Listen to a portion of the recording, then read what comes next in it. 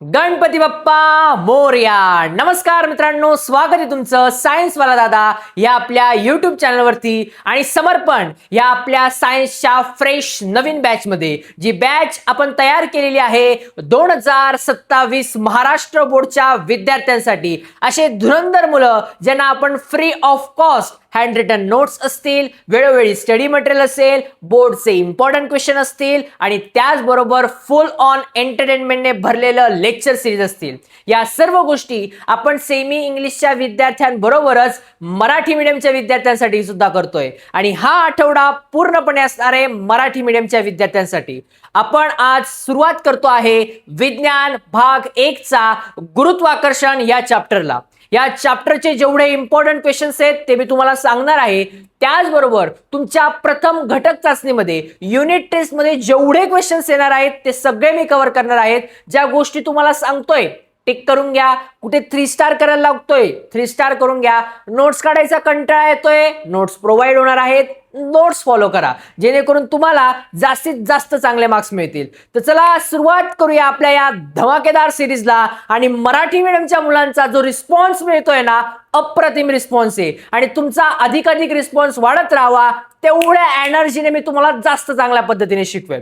चला सुरुवात करूया चॅप्टर नंबर 1 गुरुत्वाकर्षण. आता गुरुत्वाकर्षण या चॅप्टर मध्ये आपण काय काय बघणार आहोत ते तुम्हाला सांगतोय. गुरुत्वाकर्षण, पहिले नक्की गुरुत्वाकर्षण काय याचा शोध कोणी लावलाय? बाबा न्यूटन. न्यूटन बाबा काय म्हटलंय, त्यांची छोटीशी थेअरी आहे ती आपण शिकणार आहोत.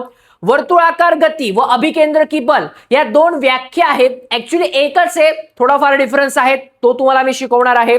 केपलरचे नियम 100.3.4% केपलर बाबा हे तुम्हाला एक्झाम मध्ये विचारले जाणार म्हणजे जाणार 100%. पुढे न्यूटनचा वैश्विक गुरुत्वाकर्षणाचा नियम याबद्दल आपण शिकणार आहोत. पृथ्वीच्या गुरुत्वाकर्षणामुळे बदलामुळे होणारे त्वरण इम्पॉर्टंट आहे. त्यानंतर मुक्त पतन नक्की काय आहे, व्याख्या इम्पॉर्टंट आहे. आणि मुक्तिवेग हे काही इम्पॉर्टंट टॉपिक्स आहेत ज्याबद्दल आपण शिकणार आहोत. एकाच लेक्चर मध्ये का तर अजिबात नाही, टेन्शन नका घेऊ पोरांनो.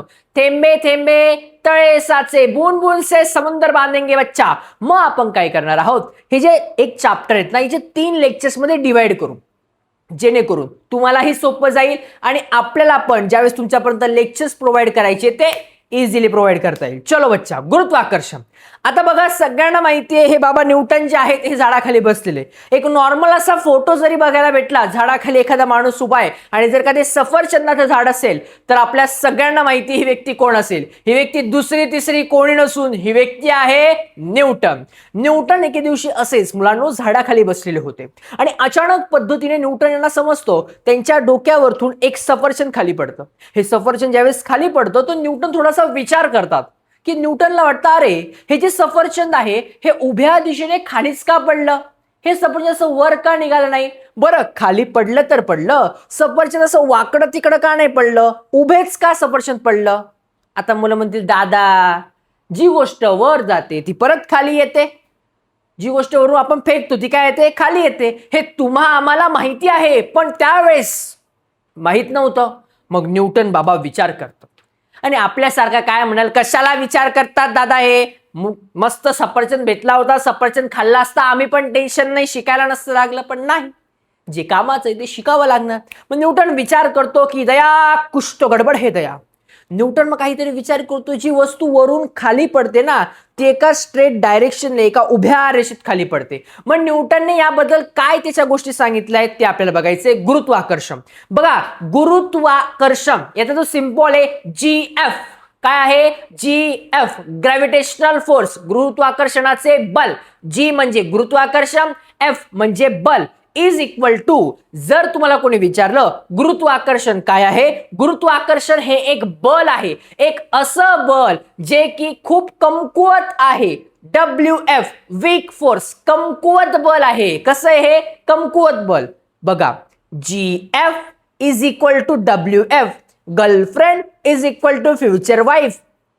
असं बोलतात का? नाही, लक्षात ठेवण्यासाठी. ओके, चलो पुढे या. पृथ्वी सफरचंदाला, जी पृथ्वी आहे ना ती सफरचंदाला स्वतःकडे आकर्षित करते. आणि जी आकर्षित करते ना, तिला काही ना काही बल लागणार आहे. एखादी गोष्टीला आकर्षित करण्यासाठी बल, मग हे बल येतं कुठून? पृथ्वीच्या केंद्रकाकडून.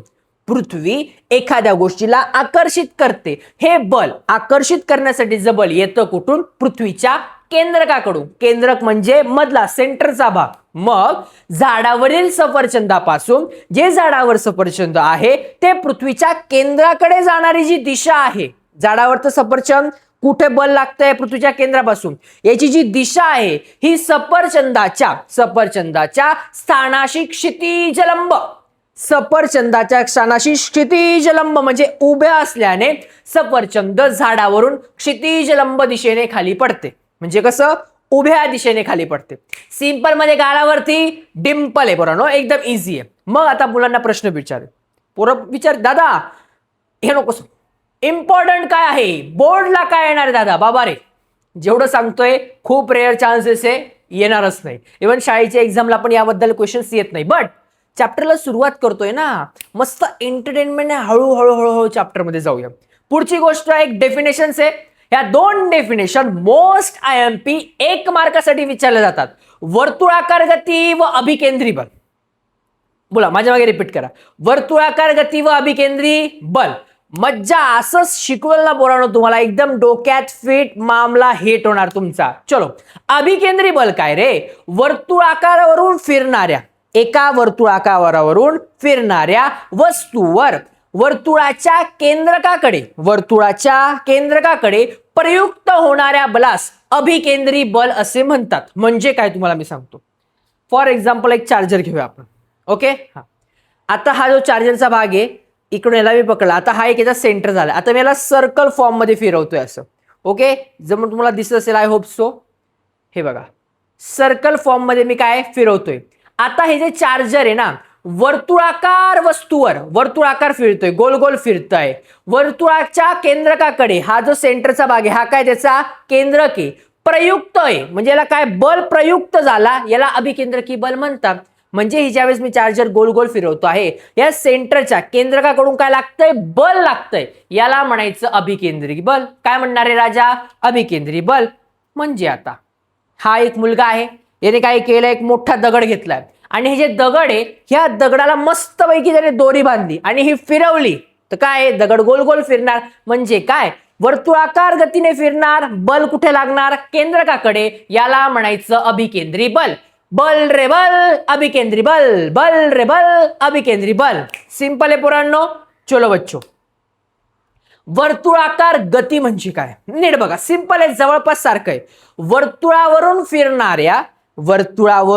फिरणाऱ्या वस्तूवर वर्तुळाच्या केंद्रकाकडे, सेंटरच्या भागाकडे, केंद्रकाकडे दिशेने बल प्रयुक्त होत असते. याला म्हणायचं वर्तुळाकार गती. वर्तुळावरून फिरणाऱ्या वस्तूवर वर्तुळाच्या केंद्रकाकडे बल प्रयुक्त होते. याला काय म्हणायचं? वर्तुळाकार गती म्हणायचं. काय म्हणायचं रे राजा? वर्तुळाकार गती. मग दादा, हे आम्हाला काय शिकायला दिलं असेल की असं तू चार्जर फिरवलं, हा दोरी फिरवला, अशी कुठली गोष्ट आहे जी वर्तुळाकार गतीने फिरते आणि पृथ्वीच्या केंद्रकाकडे आकर्षित होते? बघूयात तर. मग ही आपली पृथ्वी माता, ज्या पृथ्वीवर आपण राहतो, आणि याच्या बाजूला असतो आपला मामा चंदो मामा. मामा रे मामा, चंदोबा मामा.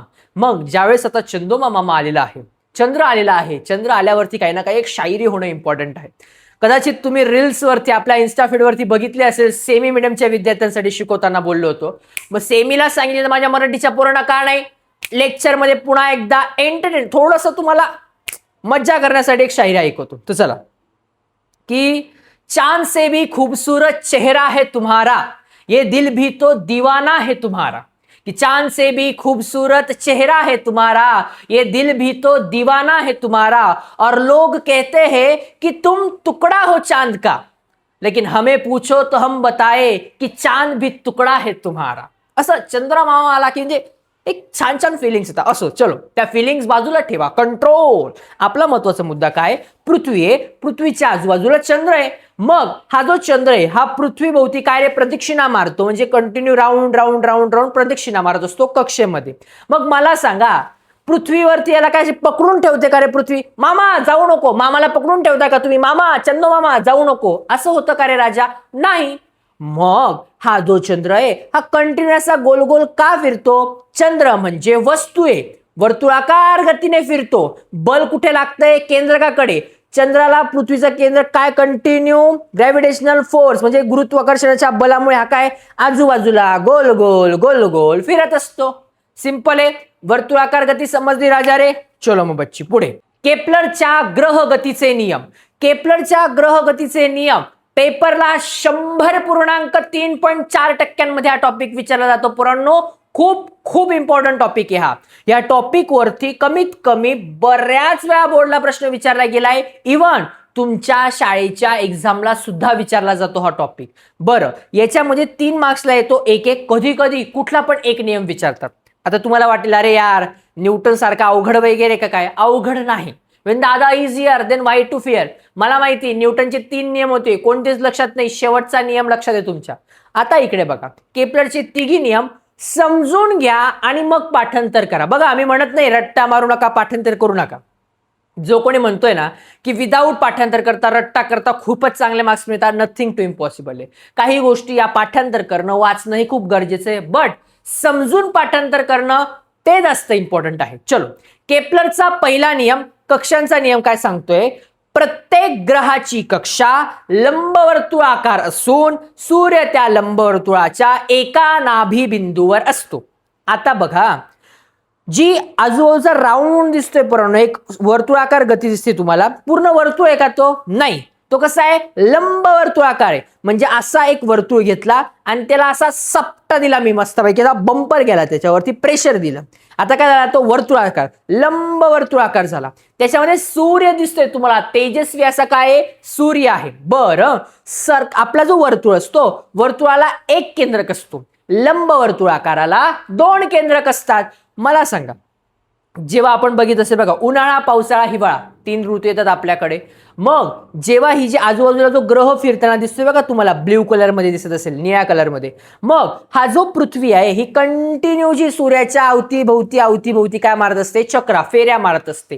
मग जेव्हा पृथ्वी सूर्याच्या जवळ असते ना तेव्हा असतो पोरांनो उन्हाळा, जेव्हा जेव्हा लांब जाते मग पावसाळा, तुमचा हिवाळा, हे सण येत असतात. अजून एक महत्वाची गोष्ट, जेव्हा पृथ्वी सूर्याच्या जवळ असते तेव्हा फास्टली ट्रॅव्हल करते, जोरात ट्रॅव्हल करते.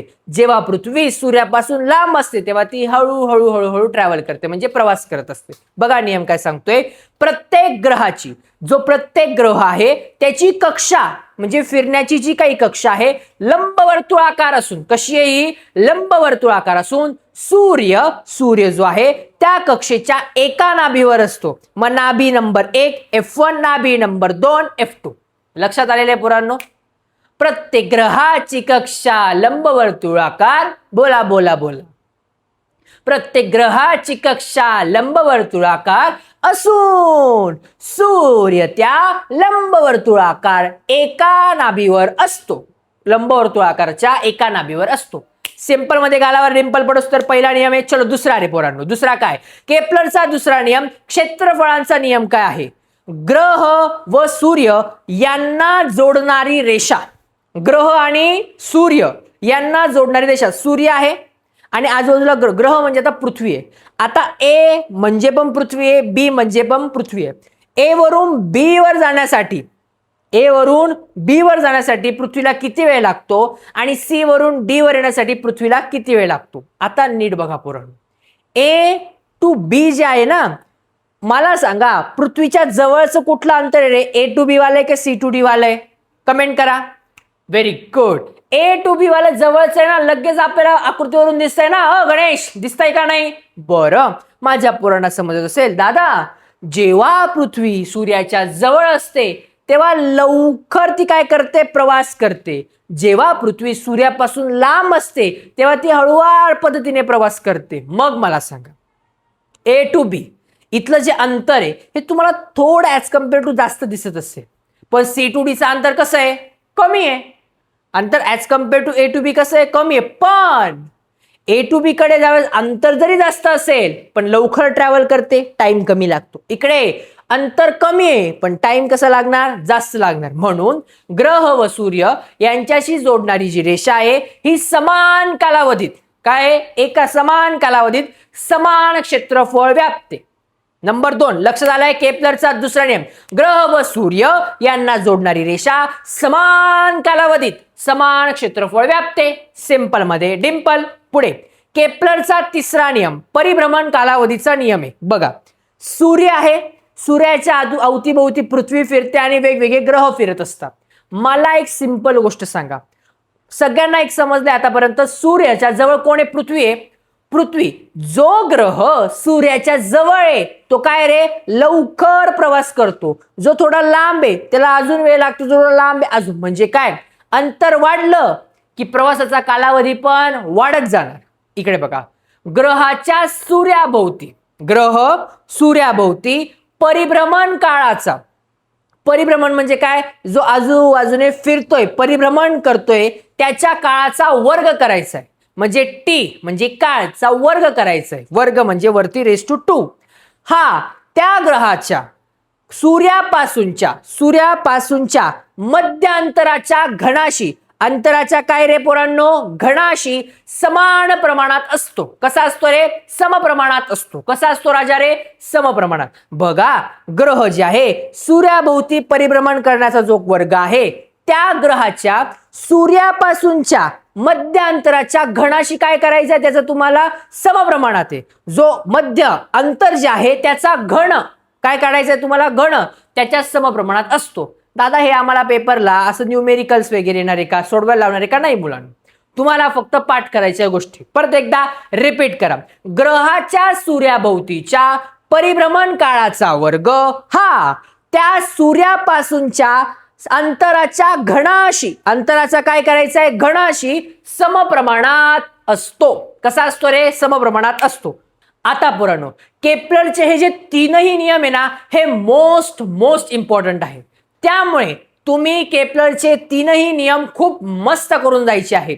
जेव्हा नेक्स्ट लेक्चरला तुम्ही येणार आहेत, वन डे एका दिवसानंतर ज्यावेळेस लेक्चर येईल तोपर्यंत केपलरचे तीनही नियम खूप चांगल्या पद्धतीने पाठ करा. याचं कारण असं आहे, हे पेपरला 100.3.4% विचारले जातात, म्हणजे विचारले जातातच.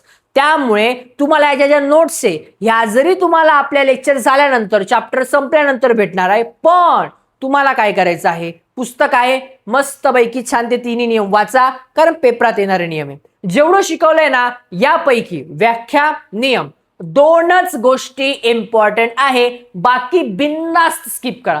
विश्वास ठेवा पोरांनो, या चॅप्टरच्या अशाच काही गोष्टी मी उतरवलेल्या आहेत आपल्या पीपीटी मध्ये, जेणेकरून तुम्हाला एक्झाम इतकी सिंपल जाईल, इतकी सोपी वाटेल, असं वाटेल की अरे हेच तर आपण शिकलो होतो, आपण जो अभ्यास केलाय तोच तर पेपरला आलेला आहे, असं जर का वाटायचं असेल राजा रे, आत्ता या क्षणापासून थोडी मेहनत करायला सुरुवात करा.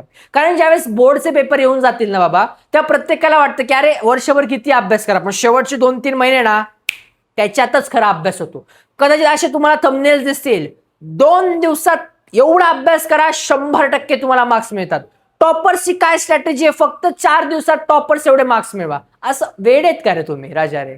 वर्षभर एखादा व्यक्ती चांगल्या पद्धतीने अभ्यास करतो, मेहनत करतो, क्वेश्चन पेपर सॉल्व्ह करतो, प्रिव्हियस इयर क्वेश्चन सॉल्व्ह करतो, तो वर्षभराच्या शेवटी अभ्यास करणारा मुलगा त्याला बीट करू शकतो का, त्याच्या कॉम्पिटिशनला तरी येऊ शकतो का, नाही. असं आपल्या चॅनलवर जरी कधी आलं, इट जस्ट ऑडियन्सला ग्रॅब करण्याचा हा प्रयत्न. बट आतापासून थेंबे पावलं टाकत राहा, छोट्या गोष्टी शिकायला सुरुवात करा, शाळेत मस्त एन्जॉय करा. बिकॉज हे जे ना, हेच काही क्षण आहे जे तुम्हाला तुमच्या मित्रांसोबत शाळेमध्ये स्पेंड करायचे. शेवटचं हे वर्ष आहे तुमचं 10वीचं. मस्त एन्जॉय करा, अभ्यास करा. भेटूयात पुढच्या लेक्चरमध्ये. पुढचं लेक्चर खूप मस्त इंटरेस्टिंग असणार आहे, त्यामुळे नक्की भेटूयात.